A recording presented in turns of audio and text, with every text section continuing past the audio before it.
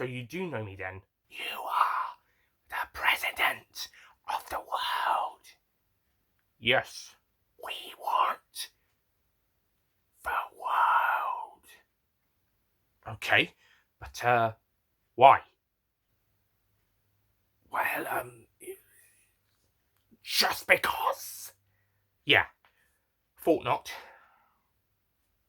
Honestly, you don't know what you want, and yet you're still causing a revolution. Well, sayonara, sucker. Literally, you've got suckers.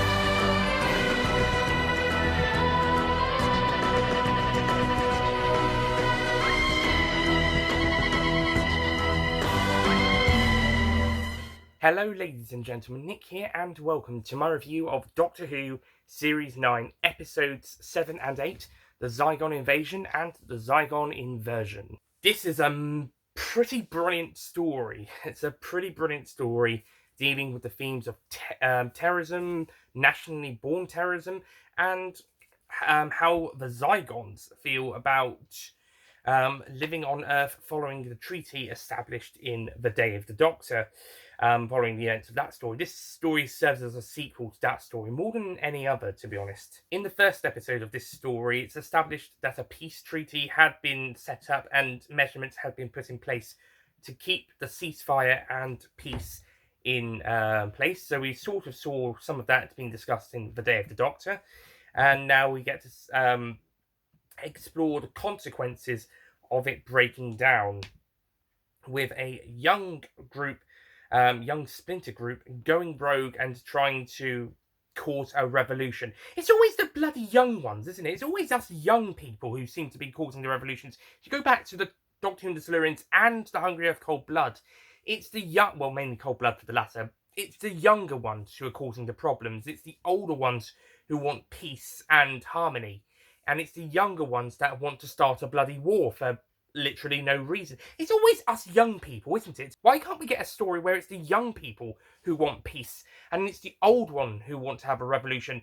The whole hippie movement of the 1960s was about young people wanting peace and love, not war. So why are we, the young ones, always the ones who are presented as the rebellious? Like, yeah, I mean, yeah, young people can be rebellious, but at the same time, it's also good to have representation of young people being either content or trying to make sure there's more peace and love in the world rather than war and hate, a la the hippie movement. You could even have hippie aliens if you have to, just some story where the young people are presented as the peace-liking people, not the revolutionaries. Anyway, so this young splinter group of Zygons that appear in this story want war for absolutely no reason. They do want to have them show themselves in their natural form without being harassed by humans or being killed by humans, and in an American town called Truthful Consequences, real name.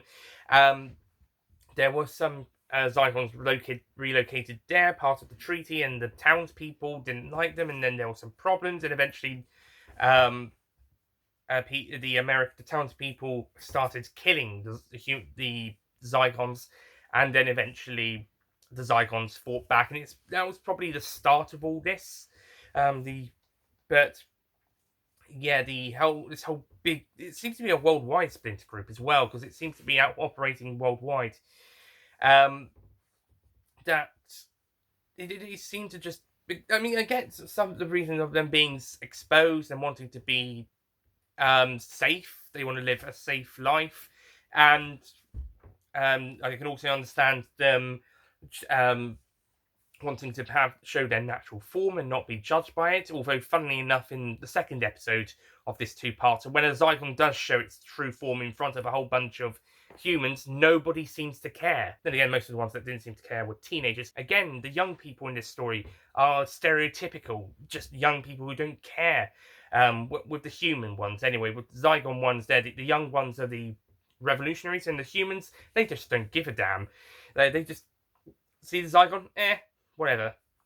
So yeah, I don't know. I guess this story doesn't really aim towards the teenagers. This episode is kind of stereotypical.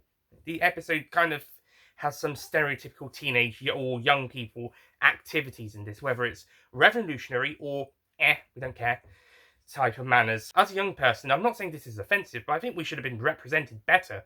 Or at the very least have a story later down the line where we're put into a good light. So the Zygon Splinter Group mainly want war for the sake of war, and this story kind of serves as a allegory for terrorism and homebred terrorism and resistance and that, and I think it's handled really well. I also love the inclusion of causing paranoia and making the threat really real, with the fact that the Zygons can take the form of any person, and they can make humans compromised with emotions because they take the forms of friends or family members. They also seem to be able to get inside people's heads, to be able to know this. The Zygons can now also take forms of people without said original forms having to be alive, as previously established in Terror of the Zygons and The Day of the Doctor, that the original host had to be alive for the Zygons to take their form. However, now they're able to take the forms without needing the host to be alive. They only keep them alive if absolutely necessary. And that ties in with what them being able to get inside people's heads and taking the forms of people that they know. This is an interesting development for the Zygons. I'm wondering how many people are kind of upset about it, because it does change what the Zygons were like in their previous two stories, where they had to keep the hosts alive, but now not only do they need can they have a copy of the form with the original dead, but they can also get inside people's heads and take maybe take the image of the copy from the memories of the people they're getting inside. Though how they're able to do it from a distance, I'm not so sure. I mean, it makes sense with when the soldiers were surrounding the church in episode 7. And they were able to take the form of people they cared about from them because they were in a close proximity. But when the drone pilot woman was sending the drone in, and then there was 2 Zygons with her family, taking the shape of her family there, I'm wondering how distant they were, or whether the drone camera sent some sort of signal that they were able to connect with her. I'm not entirely sure. I will also say with the humans that surrounded the churches, they were warned about the Zygons taking the shape of their family members, and they were warned several times, and they even kind of tried to stand their ground for a bit before succumbing to it. And I'm thinking, you knew that the Zygons were tricking you. You know they were going to manipulate you, and yet you fell for it anyway. What's worse is that you looked like you were resisting, and yet you fell for it anyway. Oh, and that brings me to something else. The Zygons, when they now kill people, they get turned into electrical balls of fluff and dirt and hair. I don't get that. I don't like that new development. Why didn't you just zap them and they're dead? The body's on the floor. Maybe they're just turned into dust. The same thing happens next series when the Ice Warriors, when they use their sonic weapons, when they kill people, the victims get turned into bouncing balls. I don't get that. I mean, I can't exactly remember how the Zygons kill people initially. I think it was just zapping them with electricity, and that's it. They're just dead. They don't have to be turned into balls of fluff. But besides all that, I think the whole terrorist plot threat is handled really well, with this splinter group in Zygons just rising and getting better, and the threat and the battles between them and the humans. This is all really good stuff. It's just that there are some pieces into there that I'm not sure if that worked as well. I'm fine with them taking the copies of people from inside the brains, and even being able to develop their biology to be able to not have the original host anymore. But I'm wondering how big that distance is with the mindset people, and how on earth the humans they knew what the Zygons were like, and they still fell for their tricks, even if the families were actually captured, and that's still difficult to believe that the Zygons would actually capture the very people that very families of the people coming to capture them, unless they knew who was coming. Then yeah, it still felt like you knew this was going to happen and you fell for it anyway. Kind of deal. I also want to mention the character Jack at this point. If we're sticking on the mixed opinion subject at the moment, I'm going to go with the character Jack. Whilst I like Jack in this episode, um, she doesn't get much to do. She has some good moments, but we didn't really get enough screen time with her. She was only in this episode and 1 or 2 scenes of Magician's Apprentice, and yet it just felt like we introduced and then killed off this character too soon. I think we should have had her in a few more episodes, or at least in the next episode, and then killed her off. At least that's what I think. It is good to see the effects of the Zygons who don't want to be a part of this battle being affected by the Splinter Group, with the commanders being kidnapped and executed in the first episode, and this Zygon who just wants to live out its life in peace being forced to change its shape by the new commander, the commander of the Splinter Group, and then trying to resist it, but it's causing it so much pain, and eventually it decides to commit suicide. It's actually a pretty good story for that Zygon. It's a shame we don't get more of it, or another Zygon like it, or any more like that. It's mainly centered on the Splinter Group once the commanders are executed. Okay, onto the main plot. The search for Osgood. Now, of course, Osgood was supposedly killed.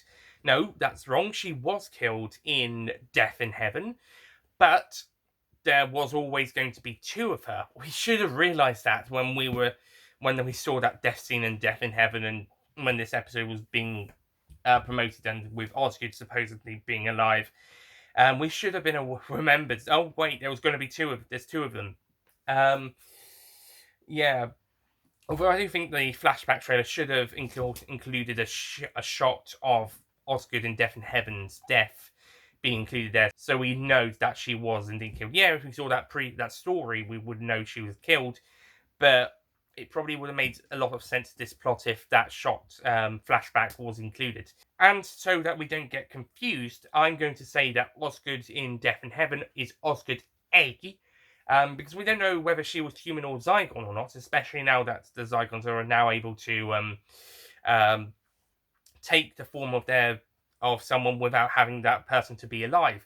To be honest, I'm wondering if that was just written in so that we can keep the mystery of whether this was human Osgood or Zygon Osgood, as well as tying into the whole being able to take an image out of the brain stuff.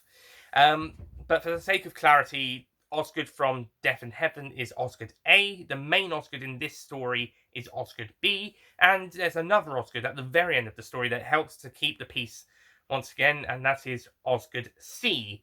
Funny enough, I just realised that's kind of ironic, because considering who that, or one of them anyway, was a Zygon who took the form of another main character in the story. More on that in a bit. But yeah, the main story is trying to find Osgood B, and trying to rescue her from the Zygons, and trying to get her to help out with what's going on. And the whole plot about the Osgood box, probably modelled on the, or at least the design anyway, modelled on the Moment. A big red box that has a button that could dispense a gas that could kill all Zygons, or to set off the nuclear warhead underneath the Black Archives. There is, however, also a second Osgood box in a really great reveal that is blue and would either reveal all Zygons, or what was the other bit? It was either going to reveal all the Zygons or something else. turn them human. That was it. So it's either going to reveal them as the Zygons as Zygons out, or turn them all human. Spoiler alert, it turns out this was all a trick. None of this would have actually have ever happened if any of the buttons had been pressed. But yeah, it was still pretty great build up to that. And the stuff that took place in the Black Archive, some brilliant moments. Okay, there was some not so great moments, and I'm going to come back to those. But when the Doctor is making his big speech, that was fantastic. The Peter Capaldi just puts everything into this role. He does absolutely magnificent performance throughout both these two episodes, and the peak of this is the big speech in part 2, where he's talking about how bad war is. Yeah, it's a little bit preachy. I mean, is it as preachy as the speech from Orphan 55? Well, maybe not as preachy, but it goes on longer, so it is sort of in the phase as much. But it works really well here because it's honest, it's pointful, whilst Orphan 55's it was a last minute twist, and it just felt like it was in your face at the very last moment. But with this, it's been built up throughout the course of an episode and a half, and it comes to a pretty brilliant payoff, unlike with Orphan 55, so it was a last minute addition, or at least that's what it felt like. But this was definitely the intention the whole time, and it just pays off pretty brilliantly, even if it is a bit in the face, but it pays off magnificently. And as I mentioned, Peter Capaldi just masterful. It just seems to be getting better and better, doesn't he? That being said, the character of the 12th Doctor, whilst there's some pretty great moments throughout this story, and Capaldi, of course, is amazing, there are some silly moments. Like, let's go back to that scene we were just talking about in the Black Archives with the speech. There were some bits where he was kind of treating it like he was always giving the impression that it was a American game show, and yeah, he wasn't intentionally. He wasn't trying to treat it like a game. It was just his way of executing his words. Sort of kind of playing both the Zygon Commander and also Kate Stewart, who also decides to hover over a box just in case. And he's kind of treating it like a game, but like with the Ninth Doctor in Parting the Ways, it's all a front because he's kind of keep it as a more light situation, because things are about to go down if either of the two boxes have their buttons pressed. But unlike Parting the Ways, we get this really weird American game show vibe from the 12th Doctor for no reason. Yeah, he does snap and have his big shouty moments in the big speech. Anyway, which is when the facade is dropped. But when he's putting on the facade, it feels weird that he's putting on an American accent and treating it like a game show, and it just feels weird. So yeah, I'm not so sure about it. And also there are some silly, goofy moments throughout this story, like when the Doctor keeps calling himself Dr. Disco, Dr. John Disco, the meaning behind the anagram of TARDIS that he gives, and just some very silly bits where he's just acting kind of a bit silly in places. He's trying to be hip and cool and down with the kids, although this doesn't really work because the kids are all revolting in this story. And I don't mean disgusting, I mean they're revolutioning, basically. They're causing a revolution. Well, the Zygon ones are anyway. The human ones are just sitting around, just watching everything happen, I guess. What's going on around them. So yeah, it just feels awkward with those bits. It just felt awkward. I will say that the Doctor saying that his name was Basil, that's funny because he doesn't really want to give his real name away, so he just comes up with something funny. So yeah, although it would have been, I can't remember if this happened, but I think I'm not sure if it did happen, but I would have liked him to say, "Oh, by the way, my name's not really Basil." He might have said that at the end of the episode. I can't quite remember. But yeah, he's a bit awkward in some places. I do love that he did jump out of his plane in a Union flag parachute in homage to the James Bond film The Spy Who Loved Me. I know this got a couple of criticisms at the time, not the reference to The Spy Who Loved Me, but the whole plane being blown up stuff, the Doctor's Air Force One, So I guess it didn't get destroyed in the Cyberman attack, but it's destroyed now, so he's not going to have another one. I know some people complained about seeing the plane being destroyed on screen because there was a similar accident taking place a week or so before Invasion aired, or Inversion, or around the time Invasion aired. But to be honest, they can't exactly cut the scene. They can't do a robot or shield where they cut around it, because this scene is this one actually is crucial to the episode. It's the cliffhanger at the end of part 1, and the Zygon commander who shoots them down is supposed to think the Doctor is dead until a few minutes later, where it's revealed, actually, hang on, failed, and there's a reason for that. I shall be getting to that in a bit, because I've not been talking about the Zygon commander yet, and I need to talk about that in a bit. But first, this. And secondly, they probably wouldn't be able to replace the scenes with anything within a week. They wouldn't be able to edit or film around this thing in a week of the incident taking place. With Robotor Sherwood, it didn't really affect the plot that much, so they could remove it no problem when they took the scene of the sheriff's head being cut off and then being stuck back on, revealing he was a robot, because that scene didn't really tie in much with the rest of the plot, so it could be taken out easily, out of respect. Same for the edits to the Doctor Who TV movie with the gunfighting stuff, but with the aeroplane blowing up, that had to stay in the episode because they couldn't really replace it with anything, and they couldn't take it out because it was a main part of the story. So yeah, I understand if people felt upset about it, but you have to have it stay in the episode. On to the most interesting part of this story, and that is Clara.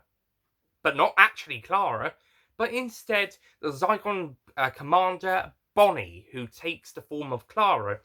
And this is easily Jenna Coleman's best performance in Doctor Who.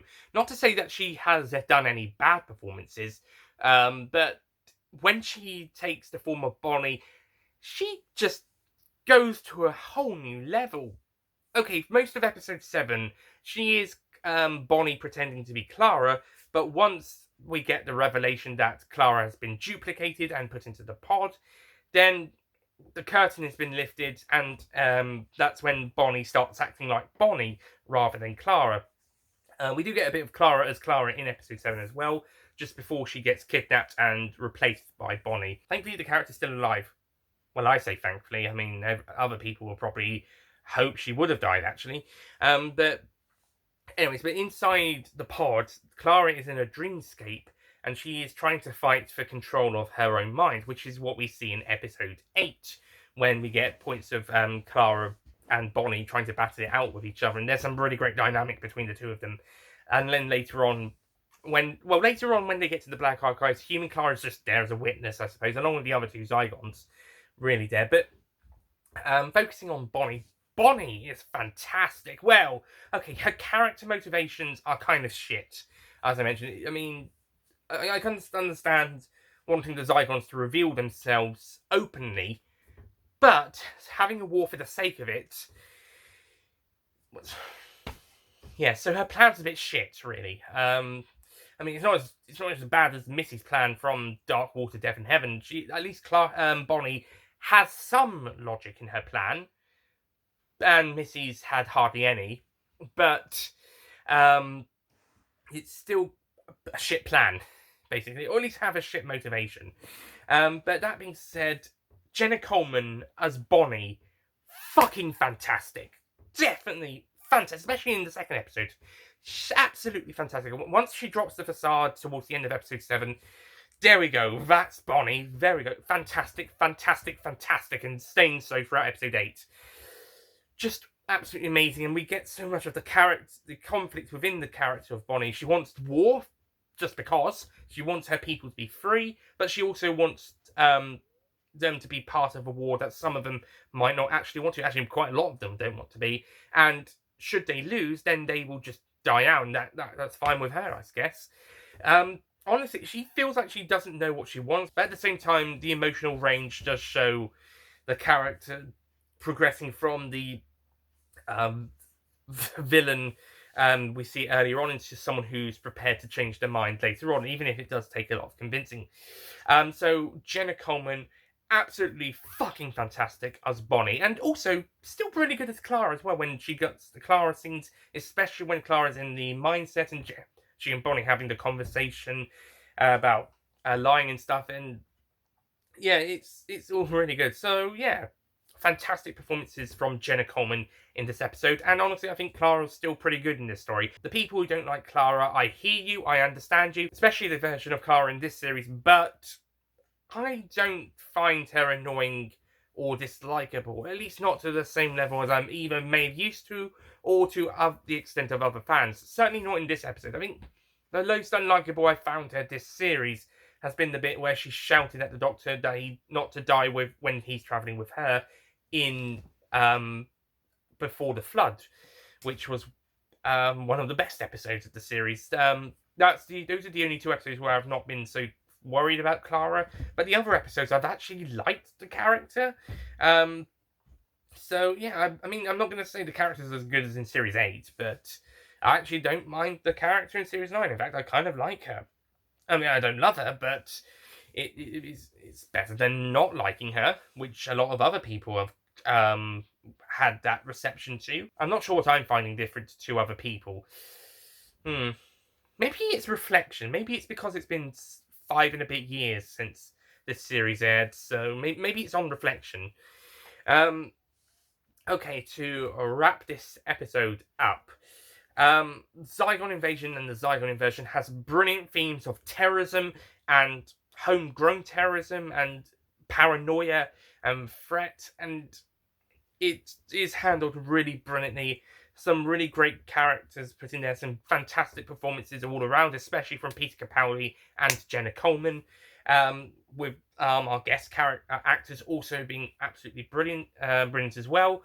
Zygons are still despite having a pretty terrible plan, the Zygons are a pretty dangerous threat. This is probably the most dangerous they've ever been, and I love the I love how it's tying in from the end of the Day of the Doctor. This is the fallout from that, the consequences of that, the follow-up to that, so to speak. Also, I love the Easter egg of the first Doctor picture in Unit HQ, which also serves as the cover to a safe. That is brilliant. Not just any safe, the safe containing the laptop with the Osgood, one of the Osgood's message on a laptop. So that was nice. So there's a lot of great stuff in here, but there's also some weak stuff, like the Zygon plan, as I said, isn't very good, and there's a lot of odd 12th Doctor stuff where he's trying to be like, down with the cool kids. Yeah, and it just feels a bit odd, and I feel like I was prepared. I was actually almost going to give this one a 9 out of 10, this story, but one thing that prevents this story from being a 9, in my opinion, is the fact that the Doctor supposedly did his big speech and managed to convince Bonnie to not press her buttons. Was the 15th or 16th time they've done it, and they used the thing to wipe memories of. So are we? I'm not entirely certain, but are we saying that we've done this 15 times before? Even saying we've already done this at least once before undermines the drama of that last scene. The speech stuff, which I praised earlier, all of that kind of feels a bit undermined when we have to say this was the 16th time they've done it. The 16th time they were able to convince Bonnie on this time to not press the button on the 16th time. Or at least that's what it seems to be implying.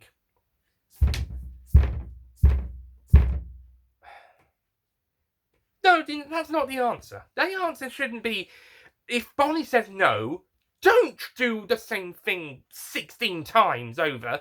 You keep talking. You keep going forward with your message. That's the whole point. But no, apparently what happens is it's the 16th time.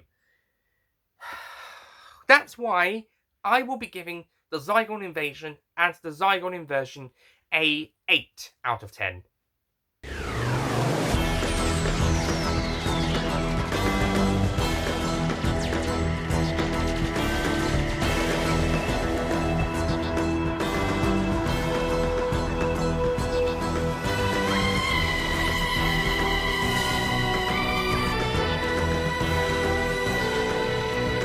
So I was prepared to give this a 9, but because of this whole thing in the back archives with the forgetting thing, not to mention some of the other silly stuff I mentioned earlier with the Dr. Disco sort of thing, and the Zygon plan is admittedly a bit terrible, then, yeah, if the Zygon plan was a bit better, if they had a better reason behind it, or we dropped the Dr. Disco stuff, and if we didn't have the bloody erasing the memory stuff, and say, well, erasing the memory stuff, okay, fair enough. But saying that they've done it 15 times already before the big speech undermines that speech. So I feel like it's a bit undermined. At least when Orphan 55 did do its preachy speech, it wasn't undermined by anything. The 13th Doctor didn't say her speech 16 times in order to hammer it into everybody and made everyone forget each time. No, but this time, apparently the Doctor said this speech 15 times. He's gone through this 15 times before what we see on screen. So, yeah, it undermines that. That's why this story's an 8. If it didn't do that, and if it took out some of the other silliest stuff, it probably would have been a 9 or a 10 out of 10. But as it is, it has to be an 8. So, that's it from my review of the Zygon Invasion and the Zygon Inversion. Besides a few silly stuff and a few bad decisions in places. This is a pretty fantastic story, but alas, there were some questionable decisions made in it. It doesn't affect the story too much overall, but it does affect it enough to land it the 8 out of 10 score instead of a 9 or 10 out of 10, the former of which I was almost prepared to give it. So that is my review of the Zygon Invasion and the Zygon Inversion. Thank you for watching. And you know what? Series 9 hasn't actually been as bad as I was expecting it to be. I mean, apart from the opener, the opening 2 episodes, I've actually been liking Series 9 quite a bit. I mean, might even be better than Series 8. I'll make a more formal decision later. And same for if it's better than Series 7 or not. I'll make a more formal decision later. But at the moment, I actually like Series 9. I'm not loving it, but there's been some great stuff. Yeah, there's been some shit stuff, and there's going to be some later on as well, but for the most parts, I've actually quite liked Series 9. Bar the first 2 episodes of the series, I haven't really had a bad experience yet. Of course, I'm expecting the final episode to be the worst episode of the series, but until then, we've still got some more episodes to go, so yeah, next time is Sleep No More. Yeah, I mentioned the finale. That's one of 2 episodes that are widely disliked in this series above all others. And the other is Sleep No More, which is next. So what would I think of Sleep No More? Find out next time, when I take a look at an episode that the consensus more or less considers terrible, basically. Or at least one that's generally disliked by the fans quite a bit. A lot, even. Thank you for watching, and I'll see you guys next time. Goodbye. And please don't start any revolutions whilst waiting for the next review. Please.